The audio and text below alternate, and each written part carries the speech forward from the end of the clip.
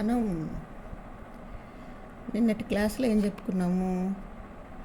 రే diagrams గీయడానికి లెన్సెస్లో మనం తీసుకోవాల్సినటువంటి రూల్స్ ఒక 3 నేర్చుకున్నాం. ఏమేంటవి? ఏదైనా ఒక లైట్ రే ప్రిన్సిపల్ యాక్సిస్కి ప్యారలల్గా పోతే ఫోకస్ గుండా పోతుంది. ఫోకస్ గుండా పోయింది ప్రిన్సిపల్ యాక్సిస్కి ప్యారలల్గా వస్తుంది. ఆప్టిక్ సెంటర్ గుండా పోయేది ఆప్టిక్ సెంటర్ గుండానే మళ్ళీ వెనక్కి వచ్చేస్తుంది. అది నేర్చుకున్నాం. ఇక్కడ మిర్రర్కి లెన్స్కి తేడా గమనించాలమ్మా. మిర్రర్కి అంటే కాంకేవ్ మిర్రర్లో మనం వేసిన బొమ్మలన్నీ కూడా ఎల్హెచ్ఎస్ వైపే ఏర్పడతాయి, వాటి ఇమేజెస్ కూడా. కానీ ఇక్కడ కాన్వెక్స్ లెన్స్లో ఇమేజెస్ అన్నీ కూడా ఆర్హెచ్ఎస్ వైపు ఏర్పడతాయి. అది మనం కొంచెం గమనించాలి. ఇక్కడ చూద్దాం ఒక్కొక్కటి. అక్కడ నేర్చుకున్న 6 ప్లేసెస్సే 6 పొజిషన్సే ఇక్కడ కూడా నేర్చుకుంటాం. ఒకటేం చెప్పుకున్నాం అక్కడ? మొదటిది ఏంటి చెప్పండి? ఇన్ఫినిటీలో ఉన్నప్పుడు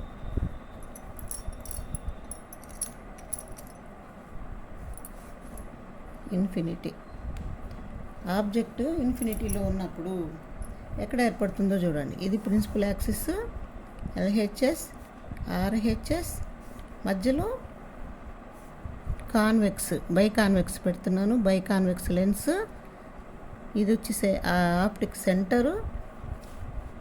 తర్వాత ఇది వచ్చేసి F1, ఇది వచ్చి C1, ఇది వచ్చి F2, ఇది వచ్చి C2. C అన్న 2F అన్న ఒకటే. ఇప్పుడు మనం ఎక్కడి నుంచి ఎక్కడ పెడుతున్నాం? ఇన్ఫినిటీలో ఉంది ఆబ్జెక్ట్. కాబట్టి ఇన్ఫినిటీ నుంచి ఇక్కడ ఫస్ట్ రూల్ ఉంది కదా, ప్యారలల్గా వచ్చినవి F గుండా పోతాయని. ఇక్కడ మిర్రర్కి ఇక్కడికి తేడా ఏంటంటే ఎల్హెచ్ఎస్ వైపు ఆబ్జెక్ట్ పెడితే ఇమేజ్ వచ్చి ఆర్హెచ్ఎస్ వైపు ఏర్పడుతుంది. అక్కడ అట్ట కాదు, రెండు ఒకవైపే ఏర్పడ్డాయి. ఇక్కడ కొంచెం గమనించండి. ఇవన్నీ ఎక్కడ కలుసుకుంటాయి? ఇక్కడ ఫోకస్ దగ్గర ఏర్పడతాయి అన్నమాట. ఫోకస్ దగ్గర ఏర్పడి అక్కడ ఎట్లా ఏర్పడుతుంది? పాయింట్ సైజులో ఇమేజ్ ఏర్పడుతుంది.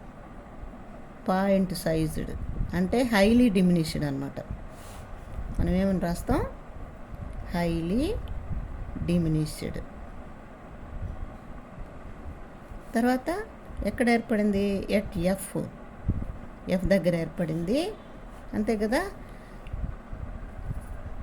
ఇది రియల్ ఇమేజ్ అన్నమాట.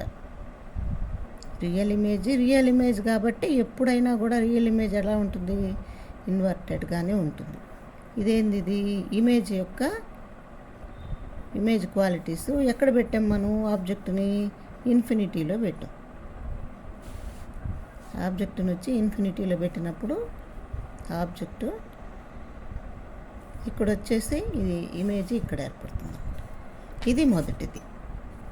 రెండోది చూద్దాం. రెండోది ఏమని రాస్తాము? Beyond C.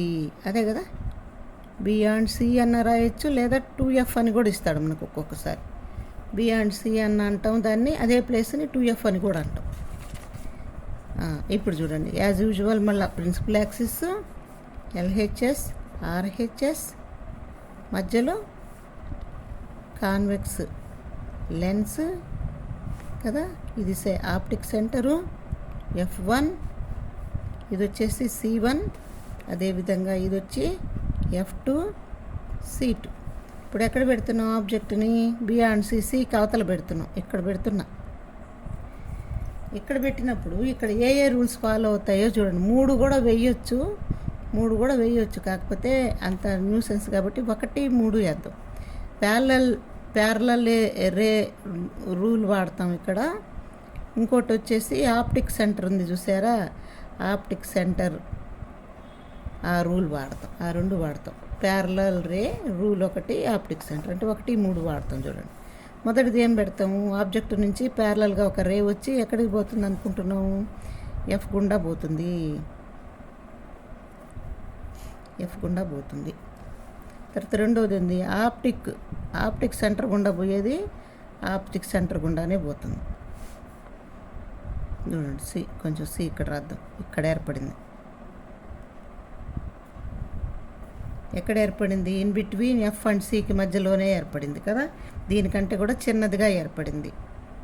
తలకిందులుగా ఏర్పడింది. కాబట్టి ఇది రియల్ ఇమేజ్. ఏమని చెప్తాము?